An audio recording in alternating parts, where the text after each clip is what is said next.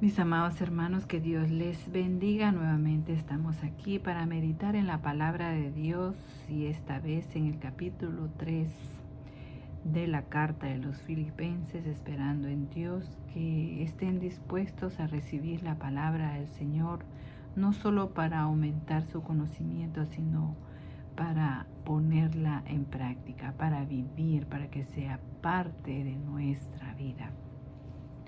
El apóstol Pablo, en el capítulo 3 de la carta a Filipenses, él da una advertencia para la iglesia de Filipo. Y es una advertencia que está tan vigente para el día de hoy como iglesia de Cristo que somos.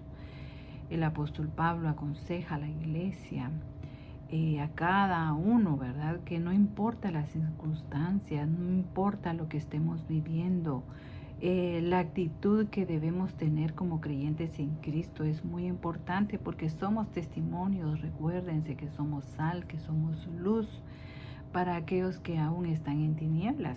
Entonces nuestra actitud debe ser siempre gozosos, regocijándonos en el Señor y con una actitud de agradecimiento, cualquiera que sea nuestra situación, no de queja, no de lamento, no de enojo o de frustración, no, al contrario, regocijándonos. ¿Se recuerdan cuando ellos estaban presos, cantaban y alababan a Dios? Las cárceles del apóstol Pablo motivaban a los demás a predicar sin miedo con de nuevo la palabra de Dios. Esa debe ser la actitud nuestra.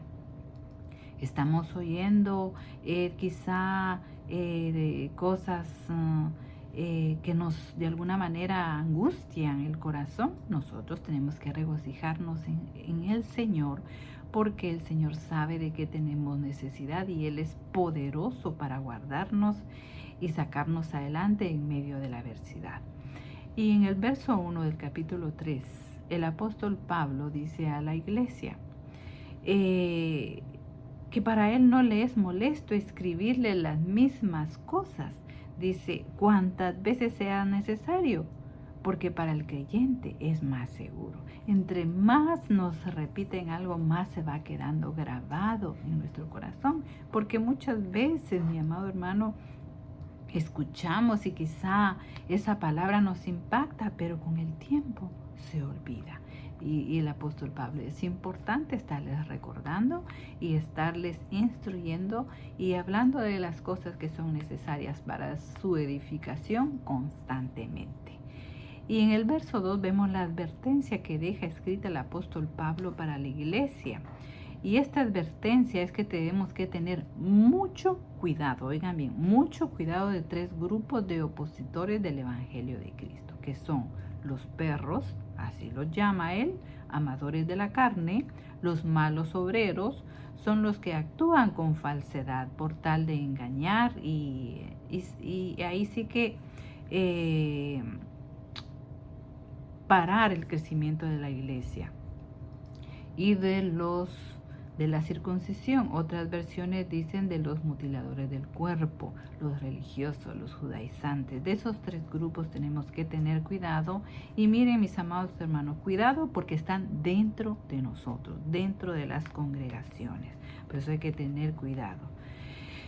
En el verso 3 dice, porque los creyentes, dice el apóstol Pablo, son la verdadera circuncisión, la del corazón, los que adoramos, dice el apóstol Pablo, en espíritu de Dios, y nos gloriamos en Cristo Jesús y no tenemos nuestra confianza en la carne. Es un tema muy profundo, que hay mucho que decir de esta parte, pero lo que Pablo está hablando, que nosotros no dependemos de la circuncisión exterior, sino de la circuncisión, que es la interior.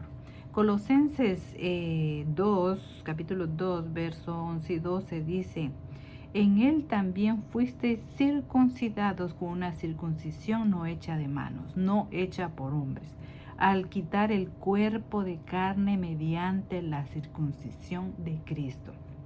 O sea que fuimos circuncidados de la carne por medio de Cristo, habiendo sido sepultados. Mire de qué manera fuimos circuncidados, habiendo sido sepultados con Él, o sea, participar en su muerte, en el bautismo, en el cual también habéis resucitado con Él por la fe, en la acción del poder de Dios que le resucitó de entre los muertos. Porque tú, mi amado hermano en Cristo Jesús, dejaste de ser humano para venir a ser un ser espiritual en Cristo Jesús.